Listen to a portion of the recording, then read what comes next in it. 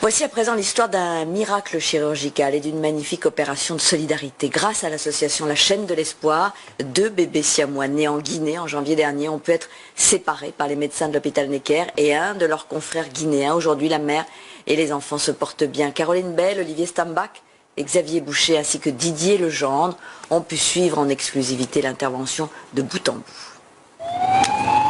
À vive allure, sirène hurlante, ce motard escorte dans les rues de Conakry 2 bébés, Hassan et Boubacar, des frères jumeaux.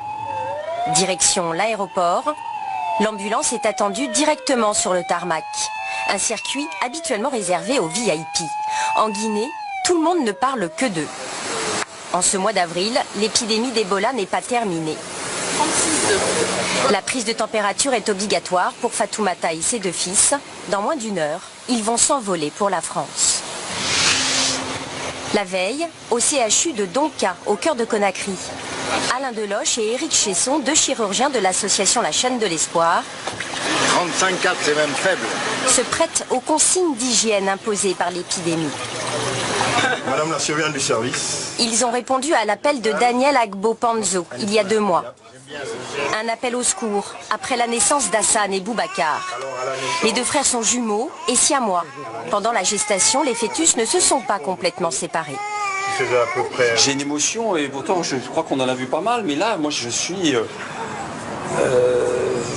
oui, je suis bouleversé par cette nature, cette évolution et puis ce qu'on peut faire. Pour moi, ce sont des enfants normaux qui sont heureux d'être ensemble, mais bon, ils ne pourront pas vivre comme ça, donc il va falloir qu'on les sépare.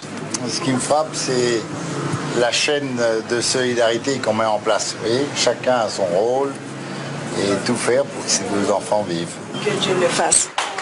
Très peu de bébés siamois survivent à la naissance. À l'honneur ce jour-là, la sage-femme. La première surprise, le jour de l'accouchement. J'ai pris le premier, plus les pieds du second. J'ai fait la manœuvre de Morisseau pour sortir le second. Et j'ai vu qu'ils sont là, ils sont bien. J'étais vraiment contente. C'était le 12 janvier. Depuis, le sort des 2 frères agite toute la Guinée. Un premier scanner semble indiquer que les bébés sont reliés par le foie. Mais sont-ils opérables? Il y aurait 2 problèmes. Un, bien connu, c'est le foie.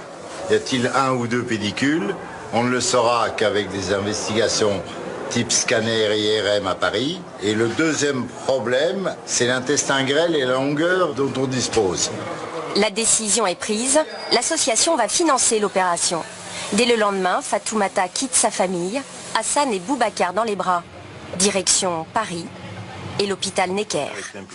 Daniel Agbo-Panzo a lui aussi fait le voyage. Vous pouvez nous montrer comment vous les retournez toute seule? C'est leur premier contact avec l'équipe de chirurgie pédiatrique. Voilà. Excellent les gars. 1 mois plus tard, c'est l'ultime staff médical. Les examens ont démontré que l'opération est réalisable. Autour de la table, anesthésistes, infirmières, chirurgiens, radiologues passent en revue chaque geste. Ce sont les 2 du même côté là parce que... Il faudrait que vous les dessiniez à ce moment-là avant qu'on ait mis les cathéters et tout ça parce que... Seules 3 ou 4 équipes dans le monde ont acquis cette compétence indispensable pour ce type de chirurgie.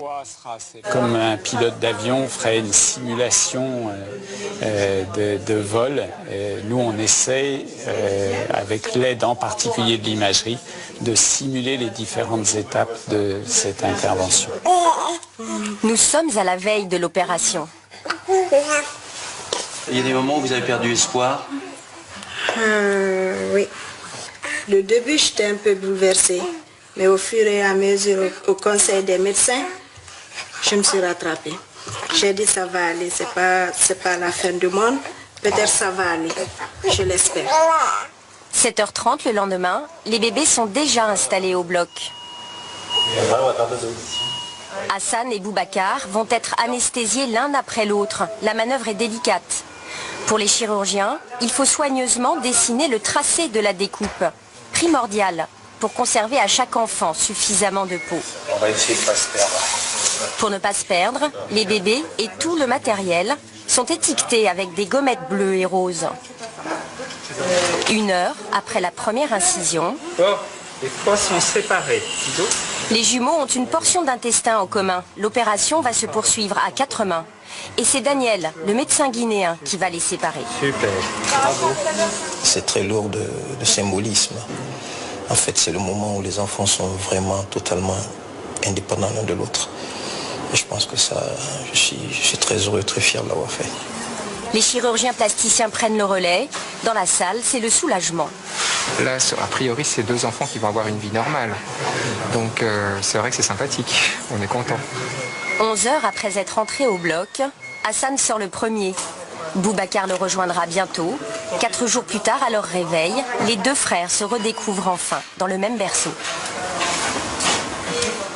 Et si vous voulez aider l'association La Chaîne de l'Espoir, vous pouvez aller sur son site dont vous découvrez l'adresse ici, www.